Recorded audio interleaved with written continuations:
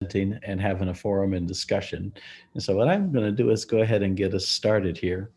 Um, Welcome to our second graduate student forum. And we have three presenters again this time, different, as well as you are aware the topic is different. Today we're going to be talking about research. And our three presenters are Courtney Ogrady, Nathan Tanner, and Noor Dukmak.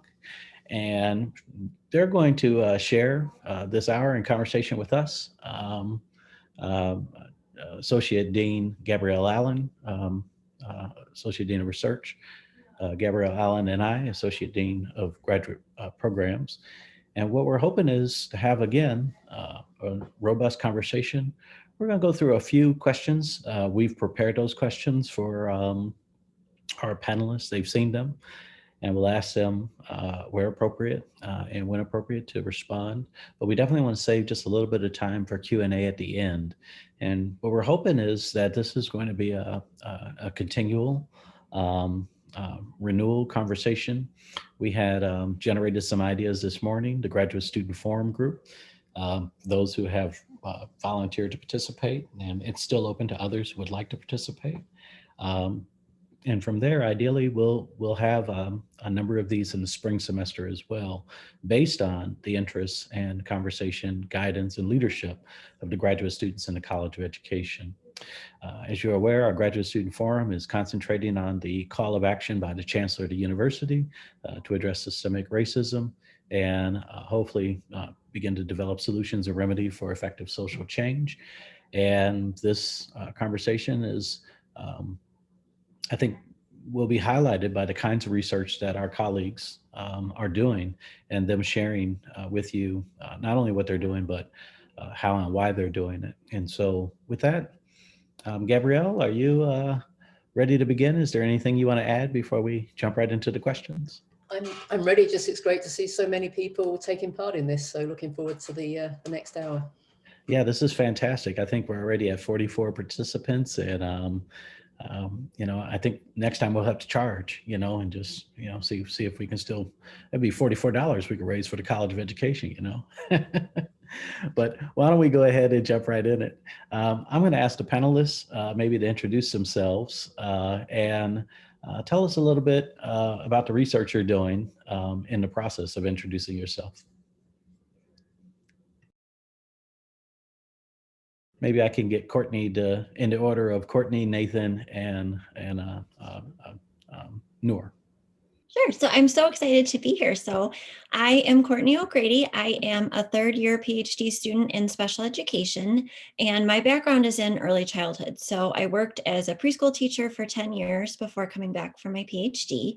And I would say my main goal as an emerging scholar is really to support more equitable systems and settings for the youngest learners in early childhood. So right now I'm actually a little bit in between research projects. So I defended my early research project in October, and I'm currently working on my dissertation proposal, hopefully for the spring semester.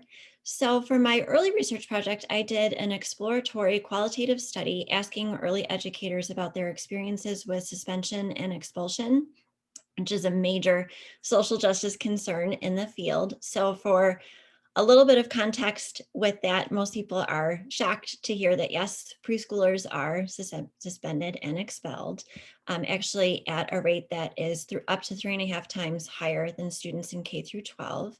And there are really troubling rates of disparity within suspension and expulsion. So 5.5% of students with disabilities were suspended or expelled in 1 year compared to 1.5 students without disabilities.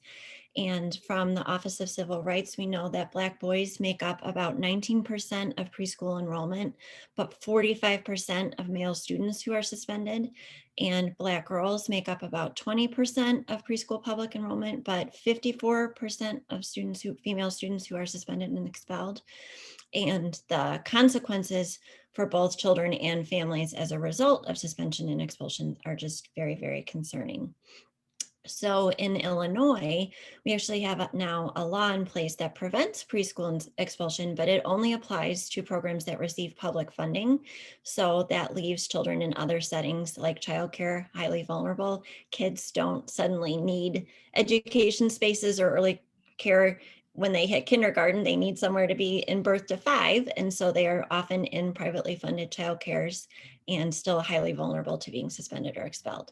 So I ended up speaking with 12 teachers in privately funded programs in Illinois about their perceptions and experiences related to suspension and expulsion.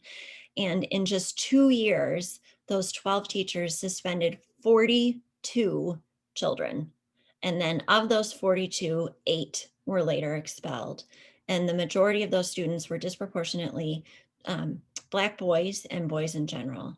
And the teachers talked kind of in general about just a total lack of supports to do anything differently. I asked them, what would make it possible for you to keep children in your classroom? And they mentioned so many things. They were understaffed.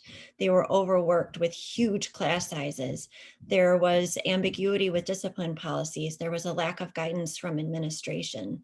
And so what I'm really hoping to do with dissertation is to go a little bit deeper and use the findings from my early research project to explore more deeply teachers' perceptions of behavior and why, the role of implicit bias and why some of these disparities exist. Wow. Thank you. Thank you, Courtney. Nathan? Hi, everyone. I'm Nathan. I don't know if I'll be quite as eloquent as Courtney in describing myself, but I am not a native of Illinois. I'm from Utah, which is far away in the west on the other side of the Mississippi River. And I grew up in a small town, but I tell most people that I live because I worked in Salt Lake City in the metro. Well, I worked in the city, but the metro area too. For 5 years. And I also worked as an English language teacher in Tianjin, China, which is a very large city, about an hour and a half by bullet train from Beijing. So I worked there for a year after I finished my undergraduate degree. And I'm now a second year PhD student here in the EPOL program. And I have conflicting identities, I guess, within EPOL, because I definitely have an affinity for the history of education, but I also love the social sciences, and I think that there's a lot of overlap. So I sort of do. I'm very interested in archival research and as well as interpretive work, philosophical writing, and more qualitative, but I am open to branching out into different forms of understanding and knowing things. But my research and my ERP work that I've been working on has mostly emphasized the intersections of race, religion, and space in education policy. And so in where I come from, the politics of religion and race are very intertwined and very strong. And so I'm very interested in understanding and exploring the history of those politics, as well as the ways that they play out for students, and how they impact the educational opportunity structures for particularly students of color. So and part of that, and I'd say maybe the biggest strand of the research that I'm interested in doing is on whiteness, and exploring how people perceive themselves to be white, what that means, how it operates in different contexts, and how to educate people about what whiteness is and how damaging it is. Because to me, and I think to many scholars who I have read and spoken to now, but also I feel like in my engagement with the writings of people who have passed on, like W.E.B. Du Bois, would say that the race problem that we experience in America is not it's a white problem, right? It's to me, racism is a whiteness problem, and that's something that needs to be addressed. And I think that we need to spend more effort understanding and discussing that, making sure that the word whiteness is not something that we're afraid of, but willing to engage and discuss in a real way. Excellent. Noor? Hi, everyone. Thanks so much for having us here, and I'm really glad to see so many participants, 51 participants now. Thanks also for to the organizers of the forum for facilitating these types of discussions. My name is Noor. I'm a fourth-year PhD student in EPOL with a concentration in Global Studies and Education. I want to thank my advisor, Dr. Davila. I think she's here for her support. I was able to prelim in May. My dissertation project is about, it's an ethnography of an ethnically and racially diverse Muslim community school located in our region here in the Midwest. And I'm focusing specifically on the 3 women who lead this school and who kind of serve as administrators of this school. It's a very new school. It's only a few years old. But I'm interested in I have been interested in this, and I'm just kind of now wrapping up my 1 year of kind of data collection, observing classrooms and interviewing parents and administrators and teachers. But the reason that I'm really interested in this is because it's kind of I guess a recent instance of a very long history of minoritized communities kind of grappling with this idea of school choice. And I know Professor John Hale is here. I really benefited a lot from his presentation several weeks ago about school choice and how different communities, kind of invoke that for different reasons and different purposes. And I think with this particular school that I'm researching, there's a lot going on in terms of, intersectionality. There is not only is it obviously, so all the students are Muslim, but it's very racially and ethnically diverse. It's also diverse in terms of socioeconomic status. And I think, again, school choice is just something I'm interested in exploring on the one hand. On the other hand, I'm also interested in that it is a community school. It's not like an Islamic private school, which is more common perhaps across the US. It's more of a community kind of grassroots almost type of school. And so I'm also interested in how that differs from more institutionalized private schools, religious private schools. Thanks for those descriptions. So based on what you have just shared with us about your research, can you tell us a little about what research questions do you see as important to pursue as you move forward? Of going in the same order, Yeah. I'll just say for my work, I plan to explore, like I said, more deeply the impact of implicit bias related to the use of exclusionary discipline. So I'm planning to use multiple measures to explore more deeply teacher perceptions of behavior. And my idea is that I'm going to ask them to focus on 2 children that they consider the most challenging and 2 children that they consider the most successful in terms of just social emotional competencies. And so my first question is, how do teachers describe both behaviors that they find challenging and then behaviors that they feel exemplify social emotional competence?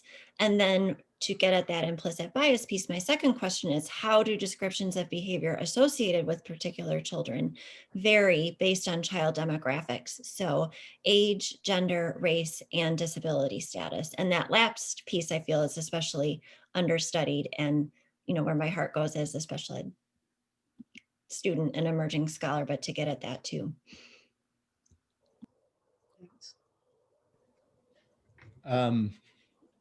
I'm not quite as far along in my program, so I have my questions are maybe a little broader, and I'm still working to narrow them. But I'm glad Noor brought up school choice. That is something that I am also similarly interested in. I think that from conversations with numerous faculty, including Dr. Hale, Dr. Span, Dr. Dixon, and others,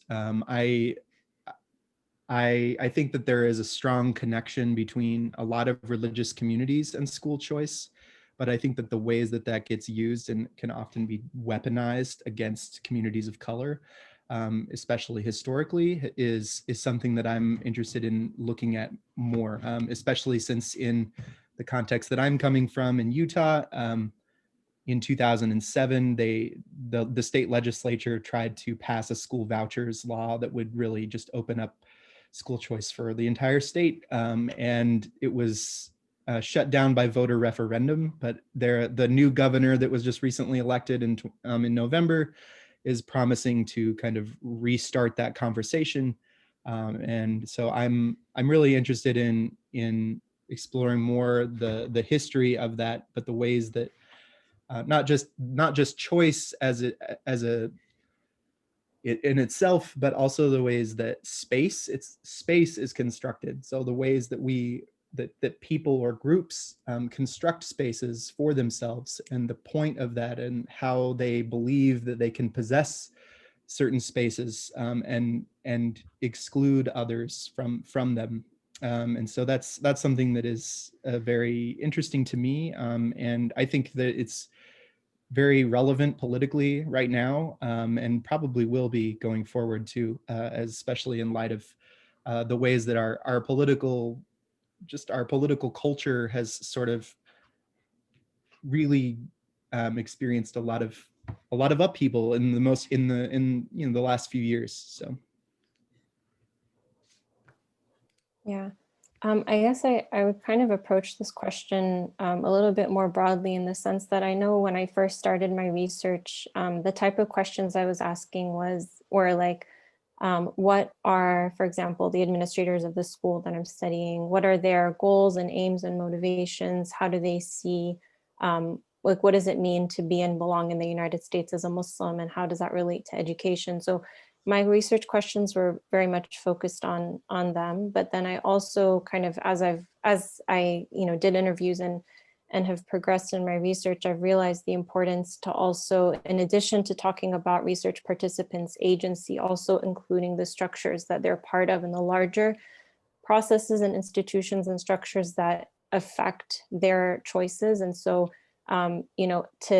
in general, when crafting research questions, to kind of pay attention to, asking questions that will get at those bigger structures, so that we're able to not only, pay close attention to how research participants are like negotiating challenging realities, but like also what created those challenging realities in the first place that made them have to negotiate. So I think that's something I've kind of come to appreciate moving forward, in terms of how to, like, what types of questions to explore. Your responses are all, excellent, and get my brain going in about 22 different directions as to how I want to stray from the list of questions that we have prepared for you and start asking some different ones. But I'll stay focused here. And so, but based on what you guys have each said, and not everyone has to answer it, but for those that would like to answer it, how would you suggest either the University of Illinois, or higher education in general, or just public education in general, what do we need to, one of these spaces, what do we need to better understand how to translate the kind of research you're doing into an actionable change or policy or practice? And so, like, if you had a chance to sit with whatever that entity is, what would you explain to them the need for the kind of research you're doing, and how it could go from research into practice or research into action? Well, that's fine. Glad to be here, because I feel like we start thinking about stuff at kindergarten or school age, and there's rampant disparities and marginalization that starts really from birth, really from pregnancy, you could argue, but that's not my wheelhouse. So I'll stick to my lane and talk about birth to 5. And that my collective experiences with just suspension and expulsion show that this real harm and systems change needs to be in place really from birth. And so we need systems change to better support families with young children with disabilities that have challenging behavior. And there's this assumption that there's protective factors in place to prevent the expulsions of kids with disabilities, but that really just isn't the case. And like I said before, that there's spaces that need support where these kids are, their parents need to work. And so they might not be and we don't have universal preschool. So where are these kids before they reach school age? They're in most likely privately funded childcare or family childcare. And so I found with my ER participants that teachers don't always know what to do or how to help a child. And they'll use this excuse of, oh, well, you know, our daycare just isn't the right fit, or we can't meet their needs here. And then they don't provide families with resources, supports, or referrals. So across, again, my 12 ER participants, they had 16 students that they had concerns about, but who they had not referred for screening. And then with Dr. Kaur, I saw us here, we've been working on a project where we interviewed parents who had a child who was expelled from an early education setting. And we didn't set out to speak with families that had a child with a disability. However, it ended up that out of 26 families we talked to, 21 had a child who had been expelled, most of them multiple times before they turned 5, from multiple settings before they eventually got connected with the services that they needed. And then there was all kinds of intersection with racial issues, kids who had experienced trauma, just all kinds of stuff. So 2 things that I would push is, number 1, to address bias, that child demographics and discipline data really needs to be reported and monitored, but then also that systems need to be provided with technical assistance and support. And so for things to really change, it's so important to both make things feasible and also to provide resources to make things possible. So recently I attended a webinar on suspension where one of the speakers, bless his heart, said something like, well, teachers should just stop it. And I thought, oh, I wish it was that simple. And I know from my days as a preschool teacher, it's not that simple. And when you have my last year teaching, I had 28 students and I, was not set up for success. So it's just not that simple as just stopping it.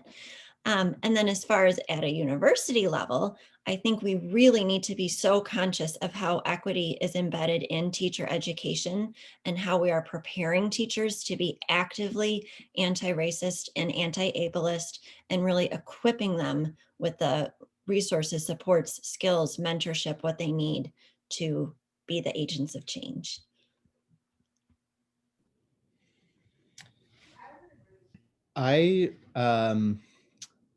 I like a lot of what you said, Courtney. It was really great. I was just thinking about some of the work that I've been writing lately, and it's very connected to a lot of some of you who are attending today may have seen articles about white Christian nationalism having a moment right now, and not that it hasn't before in our country, but it has been quite resurgent in the last few years, and I think educating, as you're saying, not just teacher leaders, but also educational administrators who are in our programs here in higher ed, who are currently working in schools, about how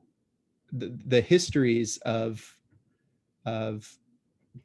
religion and education have been entwined since before the United States was technically a country. That's something that is a big part of my work, and I think that understanding that is important to understanding how racial identity operates and the ways that we allocate opportunities and resources for certain groups instead of others.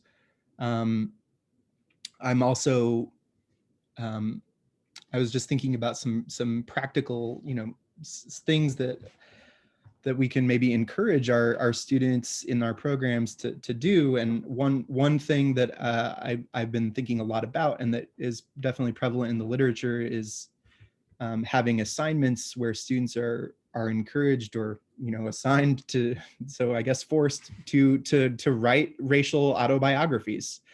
So to think critically about their own racial identity, and put that in the context of how other people identify, and how their identities intersect, and how we can work together as a community for the benefit of everybody instead of for small groups that are. Anyway, I'm also interested in maybe seeing mandatory courses on racism, or not just racism, but on on whiteness. I think that the two are connected, but not the same. And I think that encouraging white people to reflect on themselves and not just on the systems that we constantly talk about. So, you know, in history, when I was a history teacher in a middle school, you know, the curriculum encourages you to teach a lot about slavery, African enslavement in this country. And I think that is very important and is something that has to be reckoned with in the United States. But I don't think that we do enough in curriculum to teach or to prepare teachers or even administrators who are evaluating their teachers or who are going to be taking the comments, the angry comments from parents who's, you know, where teachers are trying to do the right thing, of engaging white students about their own identity. And that is not something that we're doing, in my opinion, not doing enough of. And so I think that we can do a lot in higher education by making that an important piece of the curriculum, that we are, you know, not just teaching teachers the narratives that can be helpful for them to teach, but also teaching administrators how to handle the backlash that they're inevitably going to get. Because that, I think, is a huge piece of this. And that is something that I think frightens a lot of educational leaders in different spaces, and discourages them from tackling difficult issues like race.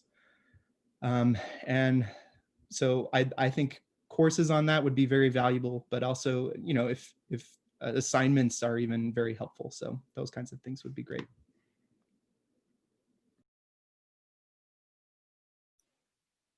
I have things to say, but I think I'll take the opportunity in future questions to kind of come back and touch on some of this. Thanks. Thank you. So moving on from that, what kinds of opportunities for collaboration would you welcome when you think about connecting your scholarship and research with broader research projects or interdisciplinary research projects? Maybe we start with Noor. Okay, sounds good. Well, first of all, I think one of the things that has come up for me in doing this research is really reflecting hard on my own positionality. So I started the research thinking, okay, this is in a sense a community I belong to, I'm Muslim. But as I've delved deeper, and I guess this kind of touches on the previous question a little bit about public education, like when I've asked, you know, two of the administrators at the school are African American, and when I've asked them about their motivations and why they wanted to, you know, found the school and start the school and provide an alternative for their children and others, you know, being Muslim was not the number one reason. It was actually being African American and the kind of the challenges that they themselves have gone through in public education, because all of the administrators have gone through public schooling, or, you know, things that they anticipate for their children having to go through. And so I think, again, like intersectionality has become a very important theme in my research, and talking now about opportunities for collaboration. I think that this is just, again, why it's so important to collaborate and form solidarities across marginalization, whether it has to do with special needs or whether it has to do with, you know, race, class, gender, religion. That's on the one hand. On the other hand, I think also in terms of collaboration, when I think about collaboration, I think about, you know, even when we're doing our work, especially if our work is involving research participants who come from marginalized communities, what is our relationship with our research participants, right? So I'm the researcher, they're the research participants. Some people, you know, some researchers think it's actually important for us to view our research participants and call them collaborators.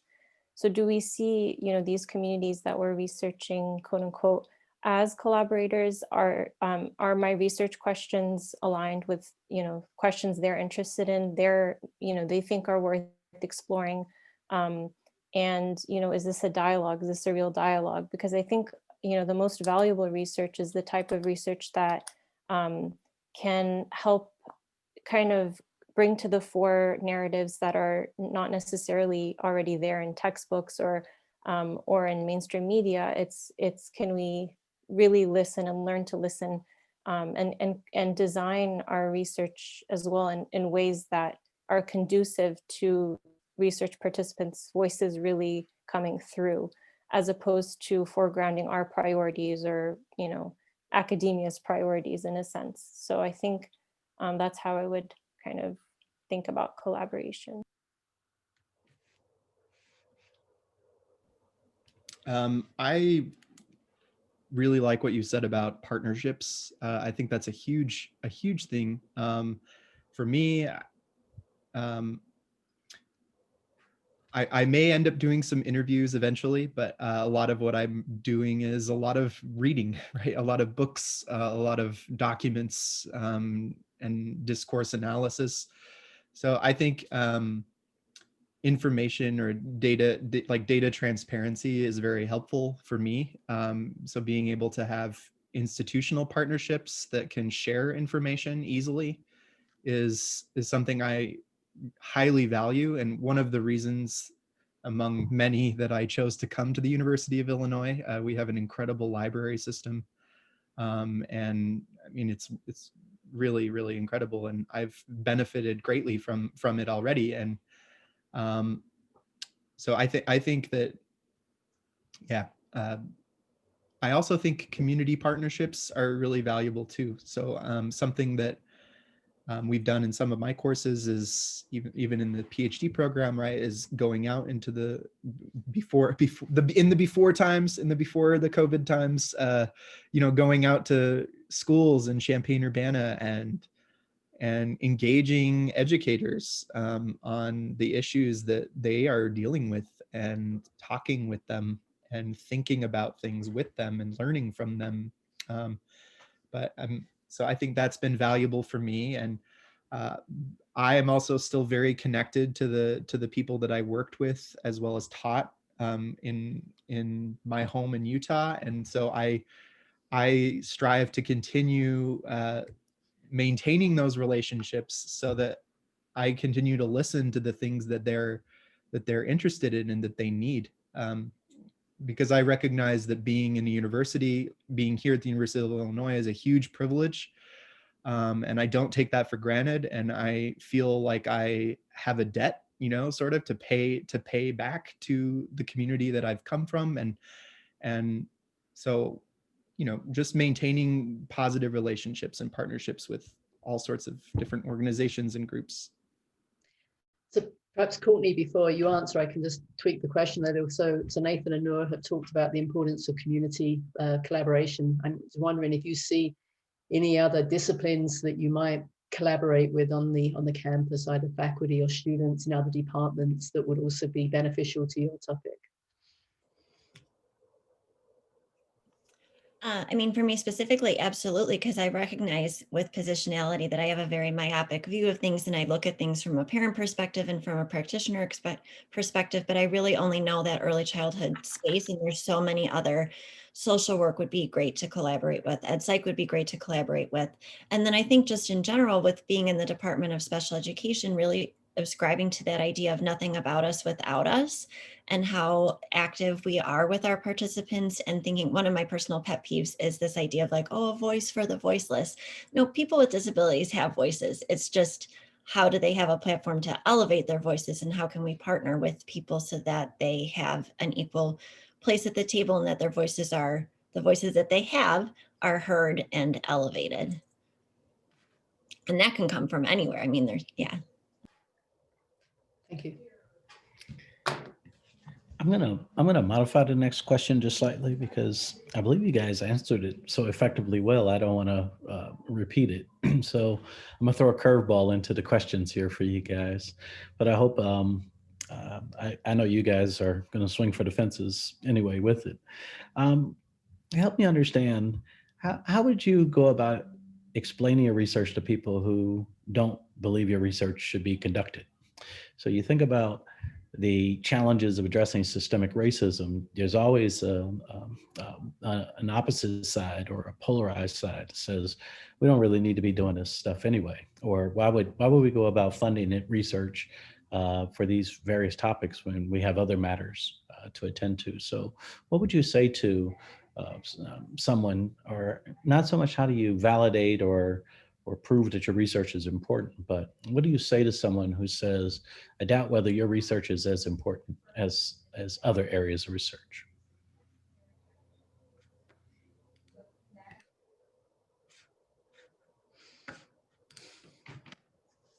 How do you deal with the pushback? Oh, Noor, were you going to go for it? Go. Okay. First of all, I think you have to develop a thicker skin a little bit in terms of just and being comfortable with who you are and what your principles are. I don't know. I guess in some ways, like I'm open to that, but it's been a long journey, right? I don't know if I can say that happens for everyone right away. But I also I'd say for my research particularly, is somewhat controversial for a lot of people. Talking about religion is something that's very personal to people's being, just as many things are. But at the same time, I mean, it's another form of identity that that with race informs the ways that we live and the kinds of opportunities that we have, the resources that we have access to. And so I would say, if someone was saying, like, why aren't you working on, doing research on developing, I don't know, anything, cars, or I don't know, like electric cars or something. I don't know. I'd say, like, to me, this is just as important because I think so many of the problems that exist in our world are rooted, right, deeply rooted in racism and these concepts that operate in our lives in ways that we don't sometimes even understand. I'm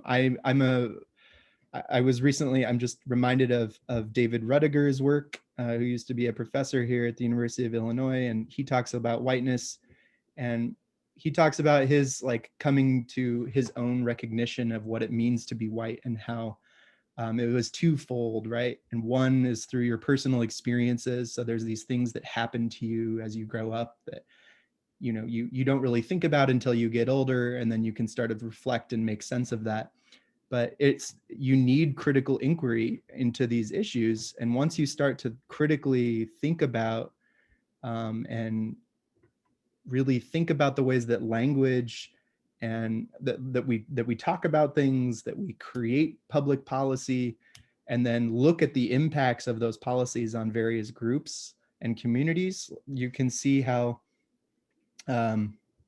just about everything that we experience is informed by our racial positionality. So why did the light bulb get invented by a white man? Well, like we could go back to that, right? It's like the opportunity to develop that kind of technology would not have been available, or was denied, or there are so many things that we could look at that are related to that historically. I know I'm not doing a really great job explaining this, but hopefully something is, like, clicking from your former education, everyone, and you're like, oh, okay, I see something. But anyway. No, you're doing great, Nathan. And again, it's like there are scientists today that have to justify people using a mask in the middle of a pandemic. So no one's alone or immune from this question, but it's always good to kind of think through how you might answer it. So are there other responses? Your response was good, trust me.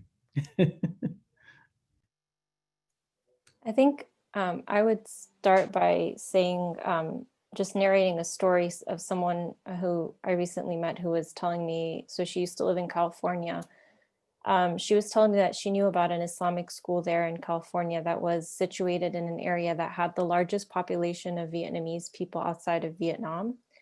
And that over the span of 20 years of her knowing this Islamic school, she not once saw that the school, for example, invited someone from the Vietnamese community, to teach about Vietnamese history, religion, culture, kind of familiarizing themselves with the local community. So here was an Islamic school based on one particular identity, but it was situated within another community that they had very much, they could have capitalized on that or taken advantage of that, opportunity to kind of familiarize themselves with other minoritized communities around them, but they didn't. And so I think part of this, part of the importance, I think, of the work that I'm doing is that, yes, we have minoritized communities setting up their own schools, and we need to understand why is it that they feel the need to, that they don't want to participate in public education and that they need to create their own spaces. But then on the other hand, once they've created their own spaces, what are they doing? And we're always going to have that in the United States. When you have, the freedoms that we enjoy here, you will always have people, creating things of their own, and that's their right. But then what are they doing within that? And so, I guess I'm in a position now that I've kind of done a little bit of data collection. I'm in a position to say that I've personally been very kind of, I don't know what the word is, but just very happy to see how much the administrators of the school put in effort to talk about histories besides Islamic history, talk about the histories of other marginalized groups, regardless of religion, across the world, and kind of have this be, yes, perhaps Muslims can identify with these struggles because of their own struggles in the United States, but then also, not having it just restricted to that. And so I think we can, everyone, any educator within whatever space can kind of learn from that idea of kind of cross, these cross collaborations or these connections that are made. And I think for me to address some of the comments that are coming up in the chat as far as sharing some success stories too. So I think it's important that we look at programs and state. I mean, Illinois is doing, we're not perfect, but we're doing better than a lot of other places. At least we have a law for some kids. And so highlighting the voices and the authentic experiences of programs that have done racial equity training, that have made difference, changed their discipline policies. And I think not just always focusing on the problem, but also elevating some of the successes too. And I think there is pushback sometimes, not even just from what we're studying, but how we're studying. I've felt that a little bit as a student, that sometimes qualitative work is not quite the gold standard that like an RCT is or whatever, but that's just not. So I think too, also knowing where your home is and where you're going to be successful. And as a future scholar, if I tried to apply for grants from certain institutions, I wouldn't have a shot at getting it, and it would be a waste of time. So I think also too, being conscious of where you're going to get support, where you are going to get resources. And that's something that maybe the university can help us with too, as emerging scholars, of knowing where the home for our work might be. Can I say something to Courtney's point really quickly? Something that you just said made me think about the current situation with a scholar who was recently known that he's going to be fired at the University of Mississippi for speaking out about racism at his university. And so I think that you're right on. Like, I think finding the people that are going to support you, and understanding that there are some institutions or organizations or people within those organizations that don't, that just won't understand, right? I think we need to push back on that, but I think that finding your audience does matter. So.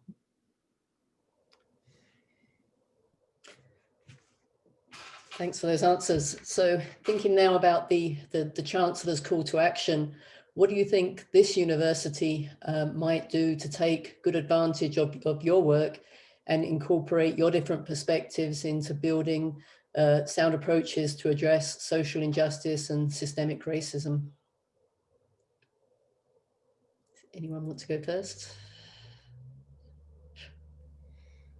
can. So I can just really speak to the disability and social injustice piece. So I think as an emerging scholar in special education, I'm really concerned sometimes about the discourse in the broader education field that's used related to disability. So I think it's really important for the university as a whole to consider how language is used in research, especially that focuses on people with disabilities, and really consider what image of children with disabilities and their family is reflected in the discourse that we use both in our research questions, in our aims, and in our purpose. So for example, not portraying individuals with disabilities as needing fixing, or I've seen stuff that really has a deficit-based view of children and families. And just recently this past year, as I'm the president of the Special Education Graduate Student Association, and a few of us saw some things on social media that we were concerned about that students were posting about their work with disabilities. And we created just a quick resource about ableism and ways to think about the language that we use and how we use language in the way that we portray children and families. And so I would encourage others across the university to adopt some of those same considerations. Great. I would say, hopefully this answers the question correctly, but I'm just thinking about the ways that counter narratives are very important. And that's something that, you know, I'm very conscious of, just in terms of the interpretive sort of background that I'm coming from and that I'm interested in pursuing. And I think presenting the narratives are constructed and used for many different purposes, but I can't remember who it is now that I read, but someone somewhere said that you know, the ways that stories are used, right, will tell you a lot about who they're for, and who they're meant to help. And so I'm interested in the kinds of stories that are designed to make society or make groups of people appeal to their better natures and try to think about how to really improve the spaces that they live in, that they live and work in, that they go to school in. So counter narratives are something that are very important to me. I also think creating visible coalitions within our institutions are important.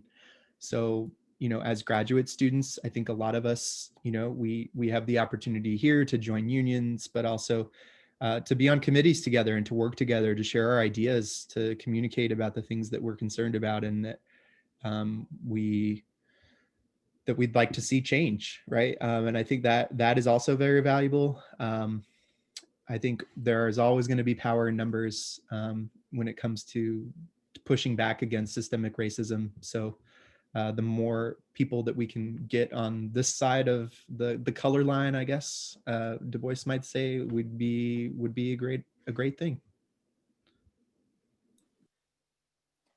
I think kind of building on what Nathan was saying about narratives, it's important that when we are kind of, let's say, addressing social injustice or systemic racism or any type of marginalization that has to do with one group, that we're not doing it at the expense of other groups, or we're not doing it in a way that, you know, doesn't pay close attention to the nuances. And so, you know, again, I bring up intersectionality when we're talking about, for example, you know, African-American females and the challenges they go through and how to address that we're not then, you know, forgetting or leaving behind African-American males or others. So I think for me, one of the things I came across actually, I don't know if people are familiar with the Rethinking Schools magazine, but a couple years ago, they had an issue about rethinking Islamophobia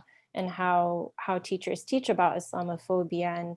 And the author was saying that a lot of times, you know, Islam is talked about as something foreign. So when we're talking about Islam, we're going to talk about the Middle East, and we're going to talk about you know, different societies abroad, without paying close attention to the fact that, okay, within the United States, not only do we have immigrants from some of those countries that we talk about, but we have African-American Muslims who have been in this country for much, much longer. And so the recommendation kind of was that teaching about Islam through the experiences of Black Muslims as being a way to kind of bring this topic very close to home and make it about something very much within, something very familiar, something within our own world, rather than having it be something foreign.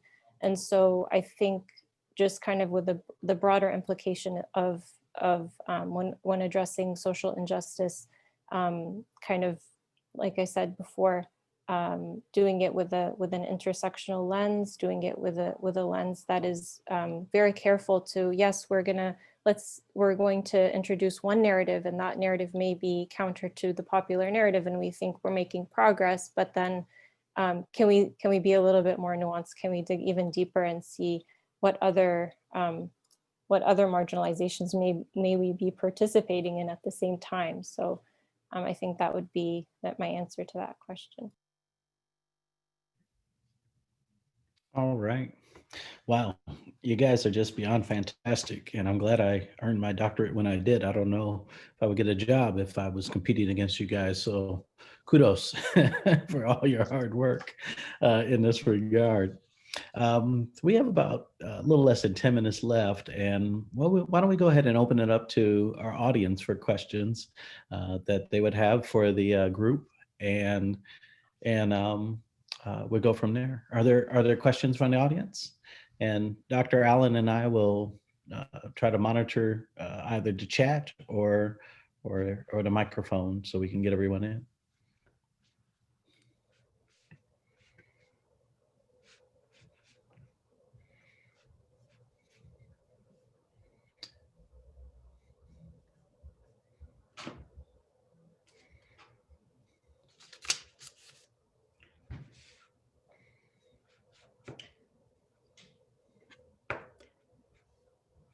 If anyone has a question, please just shout out. Don't be shy. Yeah. If not, then Chris will start asking them, and you don't want to. I have a question. Oh, there we go. Sorry. So as researchers from an R1 institution, we're working with families and people from diverse backgrounds. And so we kind of hold a lot of power, and like Noor, you kind of talked about that. And so how do you actively try to, when you're designing your research and you're implementing your research, kind of try to address your own biases in your own place of power so that you are actually conducting anti-racist research from start to finish? Yeah, that's a question I struggle with, and I definitely don't take lightly. So it's something I'm still thinking about. But one of the things that I've tried to do is that as I've kind of moved into the stage of starting to write about my findings. I mean, certainly, sorry, maybe I should backtrack. So certainly when I was kind of proposing the project and formulating my research questions, emphasizing that, this isn't research I even have to do, obviously, like being very sensitive to the idea that perhaps even my proposing the research and being in the position that I am could itself be imposing, and could, itself be something they perhaps would feel uncomfortable saying no to. And so even just from that very initial contact of proposing the research and then formulating research questions. So, when I was drafting my prelim, I, would send the administrators my research questions and get their thoughts about it, and fine tune them accordingly. I would also, so after, for example, after I had done some initial coding of my data, I would go back and kind of send them some of the quotes that I was highlighting and how I was understanding what they had said or what I had heard. And then having them kind of come back and sometimes correct my understanding. So that's, and then now that I've been kind of moving into the stage of actually writing up some of my findings and presenting them to different audiences, also including them in that process. So showing them, for example, draft slides or draft things of, even in preparation for this panel, I drafted some of my responses and sent it to them, and just kind of keeping them very close to the process of the research, I think has put everyone at ease. And I think it's important to think about how we do that. And kind of echoing that, like I'm not there yet, so I don't know that this is an answer, but so much is just something that I'm thinking about with my dissertation is how to make sure that it's not just, oh, thank you for talking to me about how you're a racist and you suspend and expel children, goodbye, but how I can have prolonged and continued engagement with participants to really affect change in a way that is maybe perhaps uncomfortable, but how else do you disrupt those systems? So that's something that I really appreciate about qualitative research, is that my hope is by having an active conversation with participants to say, oh, I noticed that you described 2 Black boys as the children with the most severe challenging behavior, and you described 2 white girls as the most successful. Why do you think that is? Or, and let's explore that further, or whatever, feels natural and appropriate in that moment. But to be really active throughout the process and just not have the research end or that engagement end when the interview ends is something that I'm really thinking about. So, oh, I see Candace has a question. Let me try to answer this other one before from Megan. The word anti-racism is interesting to me. I spent the spring working on a book chapter that is going to be published sometime this next spring about anti-racism. And I think that it is valuable to talk about that. Something that I have been thinking a lot more about this fall is not just what you're against. So it's more to me than just being against racism. It's more about what we're for. And I'm really trying to write about and pursue research on how to create liberatory frameworks, how to make space for everyone, how to increase opportunities for people who have been left out. And I think everything that I write is about myself. I mean, I think I did not anticipate coming to get a PhD at the University of Illinois and thinking as critically about myself as I do about the world that I live in. But I have really come to understand that I am a product of society and I live in society. And as I reshape and think about myself and my identities, it allows me to push for the things that I think are valuable. And I really have tried to listen and read so much from the people who have been doing this work for a long time. I recognize that I am not the first, nor will never, and I will probably never be the last, right? But definitely not the first. And I try to situate everything that I do within the frameworks that have been put together from others before. So acknowledging those histories is really important to me. And then trying to advocate for the things the changes that I want to see. So beyond just, creating a list of anti-racist practices that we want to see in the world, what are the systems that we want to change and what do we want them to look like? So reimagining our futures is really important to me. So I'd say that for Megan's question. We're going to let Cantus get the last question. And I want to say I appreciate all of you trying to do research that put yourself out of business, because essentially if you actually accomplish your goals, you've made society so much better that you should be put out of business. So you go concentrate on other topics. But Candace, why don't you ask us our last question here, and we'll give our participants the enough time, no rush, enough time to go ahead and answer it. Oh, you're placing a lot of pressure on me, Dr. Span, with this last question. Okay, and then also, Dr. Span, I hear you talking the talk of organizers, because that's what we say too, the work that we do in our communities, we want to put ourselves out of work. So the question that I asked was, what are some of the frameworks that you all consider central to your research that ensure that you are working towards forms of justice? Because I hear a lot of you utilizing terms like anti-racism and like examining whiteness and things of that nature within education. So that's why I asked that question, because a lot of that is central to justice work. And so I really wanted to know the frameworks that you all use, because a lot of frameworks are based in justice, but then there are frameworks that may not necessarily be based in justice that you're using and that you're kind of adapting to your justice work. So that was the question that I had.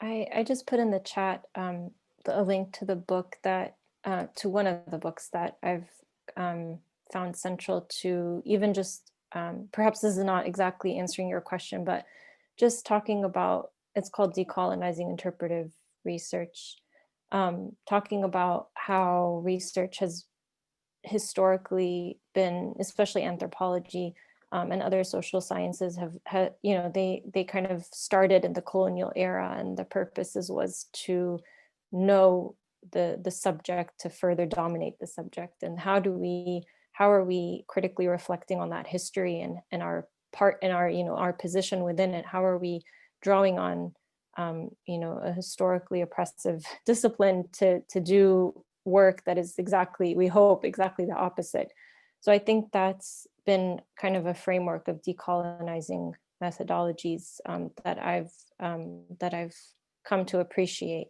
Also culturally responsive methodologies, that when you're working with research participants, you can't assume that, you know, the handbook that you get about ethnography is going to just work, you know, in any community. Each community has nuances in how you engage with it. But I guess that's more on the research side of the methodology side. I don't know if that answered your question, but I'm sure others can chime in. Well, I just popped in a link. Hopefully it works. If not, you can email me. I'm easy to find. That is really nicely explains the framework that I use for my work. That is more specific to disability. So DisCrit, which is based on critical race theory or inspired by, but also looks more specifically at implications for disability, and then also considers the intersectionality of anything that puts you at risk for marginalization and how it all kind of comes together. There are a lot of people who influence the stuff that I do.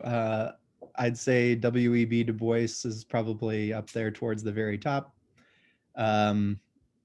I think that his writing has been so foundational to the ways that critical race theorists have created and articulated their arguments. And so Du Bois has been very influential for me. Critical race theory is very powerful, as well as its, you know, some of its offshoots like intersectionality, developed by Kimberly Crenshaw, has been really helpful for me. I'd also say David Rudiger's work on whiteness, as well as Charles Mills's work on whiteness and the racial contract, has been pretty influential in my thinking. And Sylvia Wynter and her understanding of decolonization, and as well as just understanding what race is and how it was constructed. So that those are all people that I read and refer to regularly in the work that I do. Well, this has been fantastic, and I'm going to ask my colleague Gabrielle Allen to give the last word here. But before I do, I want to give her a very special thank you. This is maybe her last forum, at least co-hosting it with me. She's moving on to greener and wider pastures in the University of Wyoming in that regard. And so she's been a remarkable colleague for the years that we've worked together, and the brainchild to this forum in a lot of ways. And so I'm honored to be able to continue the legacy of it going forward, and was privileged to work alongside her and Beth to really make it come into fruition. So I want to say first, thank you, Gabrielle, for all the work that you've done for our College of Education. And second, thank you for being a resource to our students and our colleagues and our college all the years that you've been with us. I know our dean very well, so he'll probably still ask you to do some things. So I don't think it would be the end, but I do know this is probably your signing off, and I pass it over to you to give us our closing words. Well, thanks, Chris. And, I think it's not greener pastures, but it's higher pastures. So we're at 7,200 feet. So it's way higher than Illinois in Wyoming. I'm really happy with to be able to listen and learn from everyone. I mean, this is one of the reasons that I wanted to join the College of Education, was to find out more about these topics. And I'm just feel very humble listening to everybody talking, and just very impressed, and sure that all of your research in this area is going to go on to make the kind of change that we want to see. So thanks to all of you for putting up with me for the last few years and teaching me so much. And the good news is that Beth Nicewander, who helped me with this, is staying. So I'm hoping that the contributions from the Bureau will continue in this vein. So thanks. Thank you. And let's give a super round of applause to our panelists, because you guys are remarkable. You're superstars. Don't let anybody tell you any different than that. And I'm sure Nathan's going to get us all our funding taken away because of his use of critical race theory 337 times in a climate that says you can't use that anymore. But you know what? We'll gladly take that fight on. So that being said, kudos. And I can't thank all of you enough for coming out and joining us for our second Graduate Student Forum. We got so many more that we want to do, and we look forward to the start of the spring semester. And hopefully you have ideas, you have generated some considerations as to how you want to participate. And I look forward to you participating in whatever capacity you'd like. So we'll sign off with my moniker: stay healthy, stay safe, stay positive, and enjoy this winter break. Thank you. Thanks, everyone.